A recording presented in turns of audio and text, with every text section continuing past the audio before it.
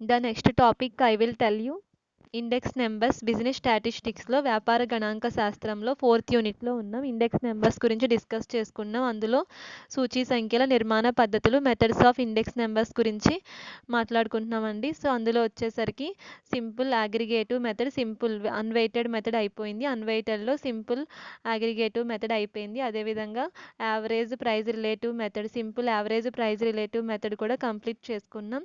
So ఇక్కడ మనం ఏంటంటే నెక్స్ట్ వెయిటెడ్ అగ్రిగేటివ్ మెథడ్లో ఉన్నామండి. భారిత సూచీ సంఖ్యలు నేర్చుకుంటున్నారు. సో ఈ భారిత సూచీ సంఖ్యల్లో ఇందులో ఏంటంటే మనం ఇక్కడ ఫైవ్ ఆధార్స్ ఇచ్చిన ఫార్ములాస్ ఉన్నాయి. ఆ ఫార్ములాస్ని మనం ఇక్కడ ఇంప్లిమెంట్ చేసి ప్రాక్టికల్గా తెలుసుకోవాలి. సో ఆ మోడల్లో మీరు ఆల్రెడీ ఒక టాపిక్ని డిస్కస్ చేసుకోవడం జరిగింది. దీని ముందు ఒక ప్రాబ్లమ్ని ప్రాక్టికల్గా చేశారు. So for second example, construct index numbers by weighted aggregative method. ఈ క్రింది ఇచ్చిన సూచీ సంఖ్యల యొక్క నిర్మాణాన్ని బట్టి ఈ క్రింది ఇచ్చిన దత్తాంశాన్ని బట్టి సూచీ సంఖ్యల నిర్మాణాన్ని తెలియజేయండి. అందులో ఏంటంటే మీకు ఇక్కడ ఐటమ్స్ ఇవ్వడం జరిగిందండి. So items ABCD. సో అదేవిధంగా ఐటమ్స్ తర్వాత అంశము ఏబిసిడి 1999 1999లో పరిమాణము, అదేవిధంగా ఎక్స్పెన్సెస్. సో ఎక్స్పెన్సెస్ ఇవ్వడం జరిగింది. అలాగే 2004లో పరిమాణము, ఎక్స్పెన్సెస్ ఇవ్వడం జరిగిందండి.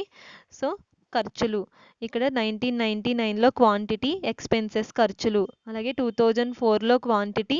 సో అదేవిధంగా ఖర్చులు ఇవ్వడం జరిగింది, అంటే క్వాంటిటీ ఎక్స్పెన్సెస్ ఇవ్వడం జరిగింది. సో 1999లో క్వాంటిటీ, ఎక్స్పెన్సెస్, 2004లో క్వాంటిటీ, ఎక్స్పెన్సెస్, పరిమాణము ఖర్చులు. సో ఇక్కడ వాల్యూస్ ఇవ్వడం జరిగింది. ఐటమ్స్ ఏబిసిడి 4 ఐటమ్స్ ఉన్నాయి. టేబుల్ డ్రా చేయండి. Calculation of various indices. So ఇప్పుడు ఏం చేస్తారంటే మీరు ముందుగా ఏం చేయాలంటే అండి, ఇక్కడ వాడు క్వాంటిటీ, ఎక్స్పెన్సెస్ ఇచ్చాడు. సూచీ సంఖ్యలను కనుగొనుట, లెక్కించడానికి హెడ్డింగ్ పెట్టుకోండి. మనకు కావాల్సింది ఏంటి? ప్రైజ్ ఇవ్వలేదు, మీరు ప్రైజ్ కనుక్కోవాలి. క్వాంటిటీ ఓకే, పరిమాణం మీకు ఆల్రెడీ ఇవ్వడం జరిగిందండి. ధర ఇవ్వలేదు, ధర కనుక్కోవాలి. ఎక్స్పెన్సెస్ని బేస్ చేసుకుని సో క్వాంటిటీ ఇవ్వడం జరిగింది కాబట్టి ప్రైజ్ని మీరు క్యాలిక్యులేట్ చేయాల్సి ఉంటుంది. అప్పుడు ప్రాక్టికల్గా టేబుల్ అప్లై చేయాలి. సో ఏంటంటే ఖర్చులు ఇవ్వడం జరిగింది, పరిమాణం ఇవ్వడం జరిగింది. ఈ రెండింటిని ఆధారంగా చేసుకుని ధరను కనుక్కొని అప్పుడు ఆ ధరనే మీరు ప్రాక్టికల్గా టేబుల్లో అప్లై చేయాలి. దానికోసం కింద ధరను లెక్కించడానికి హెడ్డింగ్ పెట్టుకోండి. ముందుగా క్యాలిక్యులేషన్ ఆఫ్ ప్రైజ్ అని హెడ్డింగ్ పెట్టుకోండి. పెట్టుకున్న తర్వాత ఫస్ట్ ప్రైజ్ అంటే ధర ఈక్వల్ టు దానికోసం ఫార్ములా ఎక్స్పెన్సెస్ బై క్వాంటిటీ. మీకు ఏమి ఇచ్చాడు వాడు? ఎక్స్పెన్సెస్ ఆల్రెడీ టేబుల్లో క్వశ్చన్లో ఇచ్చాడు, క్వాంటిటీ కూడా ఇవ్వడం జరిగింది. మీరు ఏం చేస్తారంటే మీకు కావాల్సిన ప్రైజ్ ఏంటి? బేస్ ఇయర్ ప్రైజు కావాలి, కరెంట్ ఇయర్ ప్రైజు కావాలి, ఆధార సంవత్సరం యొక్క ధర కావాలి, వర్తమాన సంవత్సరం ధర కావాలి. కాబట్టి 2 కాలమ్స్ డ్రా చేయండి. ఏబిసిడి 4 కమోడిటీస్ కాబట్టి ఏ ఈక్వల్ టు ఈ నలుగురికి కూడా మీరు ధరని లెక్కించాలి. 2 విధాలైన ధరలు, ఆధార, వర్తమాన ధరలు. ఏ ఈక్వల్ టు ఫార్ములా అప్లై చేయండి. ఏకి ఎక్స్పెన్సెస్ బై క్వాంటిటీ, పరిమాణము అంటే ఎక్స్పెన్సెస్ బై క్వాంటిటీ అంటే ఖర్చులు బై పరిమాణము. ఇక్కడ ఏ ఖర్చు ఎంత? సో ఖర్చు బై పరిమాణం అంటే 40/5.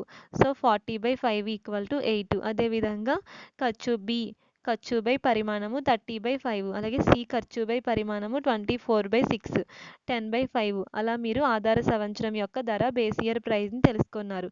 కరెంట్ ఇయర్ ప్రైస్కి సేమ్ ఫార్ములా ఉపయోగించండి ఏబిసిడి వాల్యూస్కి. సో ఎక్స్పెన్సెస్ బై క్వాంటిటీ అంటే ఖర్చులు బై పరిమాణము 60/6 10, 40/5 8, 30/6 5, 40/10 4. ఒకసారి క్వశ్చన్ చూడండి.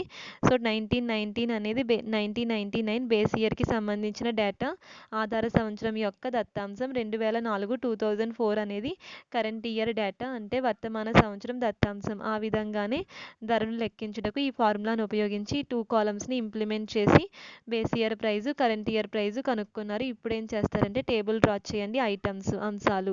సో 1999 2004.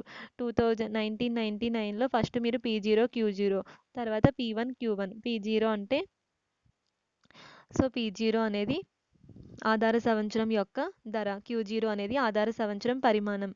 అంటే ఆధార సంవత్సరం అంటే base year price, base year quantity. 2004 P1. వర్తమాన సంవత్సరం యొక్క ధర, వర్తమాన సంవత్సరం యొక్క పరిమాణం. Current year price, current year quantity. So already మీరు ప్రైస్ లెక్కలో ఇవ్వకపోయినా కూడా మీరు కింద ఒక ఫార్ములాను ఉపయోగించి క్యాలిక్యులేట్ చేస్తారు వాడిచ్చిన వాల్యూస్కి. అలాగే P0, P1 అనేది మీరు క్యాలిక్యులేట్ చేసినవి వేయండి. టేబుల్ కింద క్యాలిక్యులేట్ చేసిన అంశాలు వాల్యూస్ తీసుకొచ్చి ఇక్కడ మెన్షన్ చేస్తారు. సో Q0 వాడు క్వశ్చన్లో ఇవ్వడం జరిగింది, ఆ వాల్యూస్నే తీసుకొచ్చి ఇక్కడ మెన్షన్ చేయండి. Q1 కూడా సేమ్ క్వశ్చన్లో ఏది ఇచ్చాడో అదే రాయండి. అయితే P0 మాత్రం ఎక్స్పెన్సెస్ P0 అనుకుని రాయొద్దు. మీరు కింద క్యాలిక్యులేట్ చేసిన P0 రాయండి. ఎక్స్పెన్సెస్ అనే P1 అనుకుని రాయకండి. మీరు కింద క్యాలిక్యులేట్ చేసిన P1 వాల్యూస్ ఇవి తీసుకొచ్చి ఇక్కడ రాయండి. సో P0 వాల్యూస్ కూడా ఇవి తీసుకొచ్చి బేస్ ఇయర్ ప్రైస్ ఇక్కడ రాస్తారు. సో ఇది కంప్లీట్ చేసి నెక్స్ట్ కాలం P1. సో నెక్స్ట్ ఏంటంటే మీరు ఏం చేస్తారంటే నెక్స్ట్ వచ్చేసరికి P1 Q0, అదేవిధంగా నెక్స్ట్ P0 Q0, థర్డ్ కాలం P1 Q1, ఫోర్త్ కాలం P0 Q1. అలా మీరు P1 Q0 వాల్యూస్ మల్టిప్లై చేయండి. Next P0 Q0 values multiply చేయండి. Next one P1 Q1 values multiply చేయండి. Last one P0 Q1 values multiply చేయండి. ఈ విధంగా మల్టిప్లికేషన్ చేసి సో ఓవరాల్గా ఏం చేస్తారంటే ఇండివిజువల్గా ప్రతి కాలంని టోటల్ చేసి వాల్యూస్ వేయండి. Next calculation of price already చేసేసారు కాబట్టి కిందకి రండి. మీరు మల్టిప్లై చేసి టోటల్ చేసిన వాల్యూస్ అన్నీ ఇక్కడ రాసుకోండి. రాసిన తర్వాత 5 మెథడ్స్ని అప్లై చేయండి. ఫస్ట్ మెథడ్ 5 పద్ధతులను లెక్కించండి.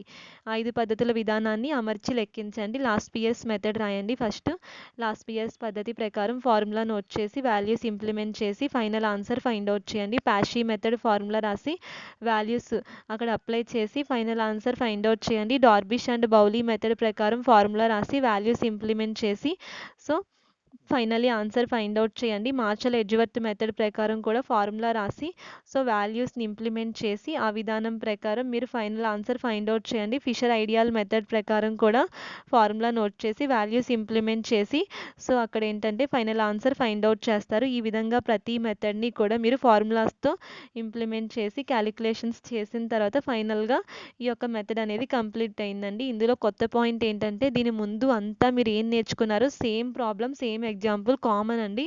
ఒక్కటే మారింది, అక్కడ వాడు ప్రైజ్ అనేది ఇవ్వలేదు. Base year price, current year price ఇవ్వలేదు, కానీ బేస్ ఇయర్ కరెంట్ ఇయర్ అని పైన మనకి తెలియజేస్తున్నాడు.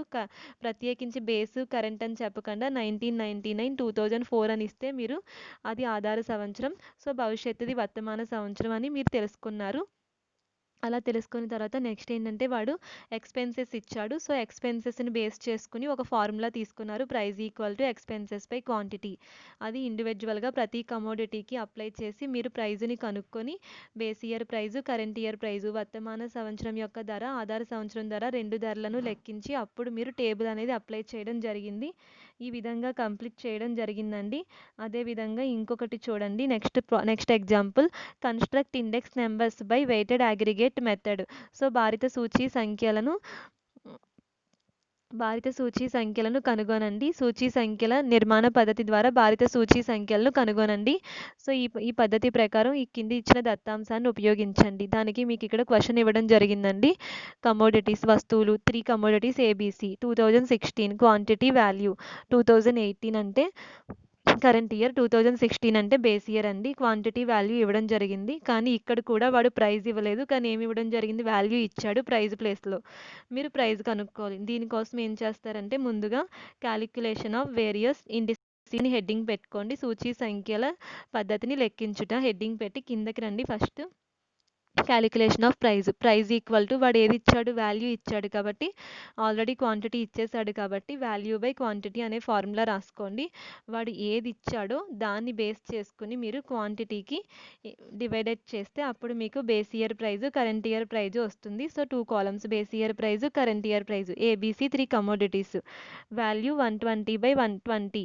వాల్యూ ఏంటంటే వాడు ఇచ్చింది 120, మనకు ఆల్రెడీ ఉన్న క్వాంటిటీ 20 ఈక్వల్ టు డివైడ్ చేస్తే 6. అలా ABC బేస్ ఇయర్కి కరెంట్ ఇయర్కి రెండింటికి అప్లై చేయండి. చేసిన తర్వాత మనకి ప్రైజ్ వాల్యూస్ వచ్చాయి. ఇప్పుడు ఏం చేస్తారంటే టేబుల్ డ్రా చేయండి. కమోడిటీ వస్తువు 2016 అంటే ఆధార సంవత్సరం, బేస్ ఇయర్ P0 Q0 వర్తమాన సంవత్సరం 2018 P1 Q1 ఏబీసీ P0 వాడు లెక్కలో ఇవ్వలేదు వాల్యూస్ ఇచ్చాడు మీరు ప్రైస్ కనుక్కున్నారు కాబట్టి బేస్ ఇయర్ ప్రైస్ 646 వ్రాయండి Q0 వాడు క్వశ్చన్లో ఇవ్వడం జరిగింది 20 30 26 సో తర్వాత P1 వాడు క్వశ్చన్లో ఇవ్వలేదు వాల్యూస్ ఇచ్చాడు సో 150 200 180 ఇచ్చాడు సో మీరు కిందకి రండి 556ని తీసుకొచ్చి ఇక్కడ రాయండి మనం కనుక్కున్నవి అదేవిధంగా Q1 రాయండి Q1 వచ్చేసరికి క్వశ్చన్లో ఉంది 30 40 30 ఈ విధంగా P0 అంటే బేస్ ఇయర్ ప్రైజు Q0 అంటే బేస్ ఇయర్ క్వాంటిటీ ఆధార సంవత్సరం ధర ఆధార సంవత్సరం పరిమాణం P1 అంటే కరెంట్ ఇయర్ ప్రైజు Q1 అంటే కరెంట్ ఇయర్ క్వాంటిటీ వర్తమాన సంవత్సరం ధర వర్తమాన సంవత్సరం పరిమాణం so first of all P1 Q0 చేయండి తర్వాత P0 Q0 చేయండి తర్వాత P1 Q1 next P0 Q1 ఈ విధంగా వాల్యూస్ ప్రతిదానికి మల్టిప్లై చేయండి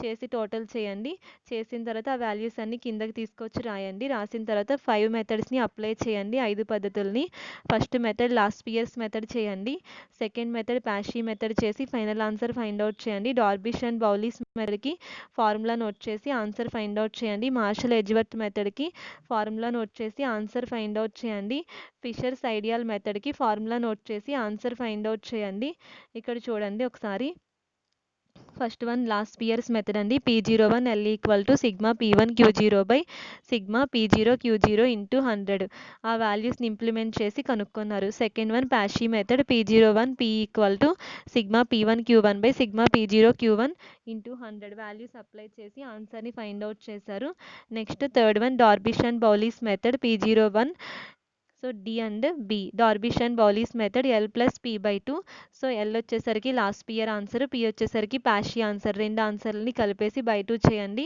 సో ఫైనల్ ఆన్సర్ వచ్చింది fourth one Marshall Edgeworth method P01 M equal to sigma P1 Q0 plus sigma P1 Q0 plus sigma P1 Q1 so అదేవిధంగా divided by sigma P0 Q0 plus sigma P0 Q1 ఆ విధంగా చేసిన తర్వాత into 100 చేయండి into 100 చేసిన తర్వాత next final answer రావడం జరిగిందండి fifth one Fisher's ideal method P01 sigma P1 Q0 by sigma P0 Q0 so next ఏంటంటే sigma P1 Q1 by sigma P0 Q1 into 100 చేయండి ఫస్ట్ ఏం చేస్తారంటే మీరు ఇక్కడ డివైడ్ చేసేయండి తర్వాత మల్టిప్లై చేయండి మల్టిప్లై చేశాక రూట్ క్యాన్సిల్ చేయండి రూట్ క్యాన్సిల్ చేసిన తర్వాత అప్పుడు ఇంటూ 100 చేయండి 102 వస్తుందండి ఈ విధంగా మీరు ఫైనల్లీ ఆన్సర్ని ఫిషర్స్ ఐడియల్ మెథడ్ని కూడా ఇంప్లిమెంట్ చేశారండి ఇక్కడ ఏంటంటే ఒక కొత్త విషయం ఏంటంటే మీకు సో ఇక్కడ ఇలా ఇవ్వడం జరిగిందండి ఫిషర్స్ మెథడ్లో ఈ రెండు ఇలా డివైడ్ చేయండి ఇక్కడ ఇంటూ ఒకటి తీసేయండి ఒకటే ఇంటూ పెట్టుకోండి రెండు డివైడ్ చేసేసాక అప్పుడు ఒకటే ఇంటూ ఉండాలండి రెండు పెట్టారు రెండు ఉండకూడదు ఒకటే ఇంటూ ఉండేలా చూసుకోండి ముందు డివైడ్ చేసేయండి 406/396 చేయండి 530/520 చేయండి ఆ రెండు డివైడ్ చేశాక అప్పుడు ఇంటూ అలాగే ఉంచి నెక్స్ట్ స్టెప్లో ఆ ఇంటూ చేయండి డివైడ్ చేయగా భాగించగా వచ్చిన వాల్యూస్ని ఇంటూ గుణించండి గుణించాక రూట్ అలాగే ఉంటుంది కాబట్టి రూట్ క్యాన్సిల్ చేయండి ఫైనల్గా మీరు అప్పుడు ఇంటూ 100 బయట ఉన్న ఇంటూ 100ని ఇంటూ 100 చేస్తే ఫైనల్ ఆన్సర్ వస్తుందండి ఈ విధంగా చేయండి అదేవిధంగా మార్షల్ ఎడ్జ్వర్త్ మెథడ్ మీరు రెండు పెద్ద ఫార్ములాలు ఎలా గుర్తుపెట్టుకోవాలంటే టేబుల్లో లాస్ట్ 4 కాలమ్స్లో first sigma P1 Q0 by దాని తర్వాతదే కింద రాసుకుంటారు సిగ్మా P0 Q0 మళ్ళీ నెక్స్ట్కి రండి ఫస్ట్ దాంట్లో ప్లస్ పెట్టుకోండి sigma P1 Q1 by next step second దాంట్లో ప్లస్ పెట్టుకుని దాని తర్వాతది సిగ్మా P0 Q1 పెట్టుకుంటారు మీరు అలా చూసుకోండి సో 1 2 అండి 3 4 ఇది టేబుల్లో ఫస్ట్ కాలం దానికి కిందది సెకండ్ కాలం తర్వాత సిగ్మా P1 Q1 అనేది థర్డ్ కాలం సిగ్మా P0 Q1 అనేది ఫోర్త్ కాలం అండి first sigma P1 Q0 first కాలం నెక్స్ట్ కింద సిగ్మా P0 Q0 సెకండ్ కాలం next third one sigma P1 Q1 third కాలం next fourth one sigma P0 Q1 fourth కాలం అలా గుర్తుపెట్టుకోండి అలాగే ఫిషర్స్ ఫార్ములా కూడా అంతేనండి సేమ్ అలాగే గుర్తుపెట్టుకుంటారు ఫస్ట్ది ఫస్ట్ కాలం దాని కిందది సెకండ్ కాలం నిలువుగా చూడండి నిలువుగా ఫస్ట్ సెకండ్ తర్వాత ఇంటూ పెట్టిన పక్కన నెక్స్ట్ థర్డ్ది నిలువుగా చూడండి థర్డ్ ఫోర్త్ కాలం అండి ఇలా గుర్తుపెట్టుకుంటే మీకు ఈజీగా ఉంటుంది సో ఫార్ములా ఈజీగా గుర్తుంటుంది సో ఈ విధంగా ఏంటంటే ఫైనల్గా మీరు ఈ 5 మెథడ్స్ని అప్లై చేశారు ఇక్కడ వెయిటెడ్ అగ్రిగేటివ్ మెథడ్ని కంప్లీట్ చేసుకోవడం జరిగింది ఇక్కడ మనం ఏంటంటే మెథడ్స్ ఆఫ్ ఇండెక్స్ నెంబర్స్లో రెండు మెథడ్స్ని చూసారు సింపుల్ ఇక్కడ రెండు మెథడ్స్ సింపుల్ అగ్రిగేటివ్ మెథడ్ నేర్చుకున్నారండి అదేవిధంగా సింపుల్ మెథడ్లో సింపుల్ అగ్రిగేటివ్ మెథడ్ నేర్చుకున్నారు. సో ఆ తర్వాత యావరేజ్ ప్రైస్ రిలేటివ్ మెథడ్ని నేర్చుకున్నారు. అందులో వచ్చేసరికి మీరు సో అంక మధ్యమం అంటే ఏఎం అర్థమెటిక్ మీన్ ద్వారా ఎలా చేయాలో తెలుసుకున్నారు. అదేవిధంగా జామెట్రిక్ మీన్ ద్వారా, అదేవిధంగా హార్మోనిక్ మీన్ ద్వారా ఎలా అప్లై చేయాలో తెలుసుకున్నారు. అంటే సూచీ సంఖ్యల నిర్మాణ పద్ధతిలో ఏంటంటే ఒకసారి డయాగ్రమెటిక్ వెళ్దామండి. డయాగ్రమెటిక్ చూసినప్పుడు